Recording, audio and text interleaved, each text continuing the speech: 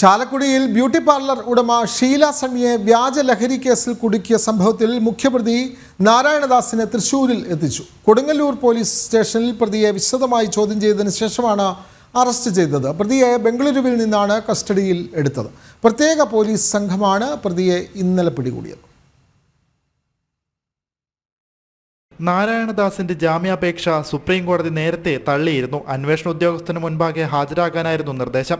പോലീസിന്റെ നേതൃത്വത്തിൽ അന്വേഷണം നടത്തി വരുന്നതിനിടയിലാണ് ഇയാൾ ബംഗളൂരുവിൽ നിന്ന് പിടിയിലാകുന്നത്. 72 ദിവസമാണ് വ്യാജലഹരി കേസിൽ ഷീല സണ്ണിക്ക് ജയിലിൽ കഴിയേണ്ടി വന്നത്. വ്യാജലഹരി സ്റ്റാമ്പുകൾ ഷീല സണ്ണിയുടെ ബന്ധുക്കൾ തന്നെ ബാഗിൽ വയ്ക്കുകയായിരുന്നു എന്നാണ് കണ്ടെത്തൽ. ഷീലയുടെ മകന്റെ ഭാര്യയുടെ സഹോദരി നാരായണദാസുമായി ചേർന്ന് ലഹരി സ്റ്റാമ്പുകൾ ബാഗിൽ വയ്ക്കുകയും പിന്നീട് എക്സൈസിനെ കൊണ്ട് പിടിപ്പിക്കുകയുമായിരുന്നു എന്നാണ് കണ്ടെത്തൽ.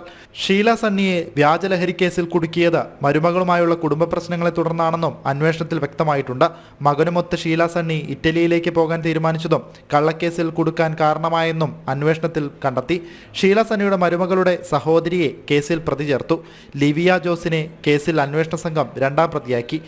നൈജീരിയൻ സ്വദേശിയുടെ കയ്യിൽ നിന്ന് ലിവിയ വ്യാജലഹരി സ്റ്റാമ്പുകൾ വാങ്ങുകയായിരുന്നുവെന്ന് കണ്ടെത്തിയതിന്റെ പശ്ചാത്തലത്തിലാണ് പ്രതി ചേർത്തത്. ഷീല സണ്ണി ലഹരി സ്റ്റാമ്പുകൾ വിൽക്കുന്നുവെന്ന് എക്സൈസിന് വിവരം കൈമാറിയത് നാരായണദാസ് ആണെന്നും അന്വേഷണ സംഘം പറയുന്നു. ഗുരുതരമായ കേസിൽ വിശദമായ അന്വേഷണം ആവശ്യമാണെന്ന് SIT അന്വേഷണ തലവൻ VK രാജു പറഞ്ഞു. ജനം, തൃശൂർ.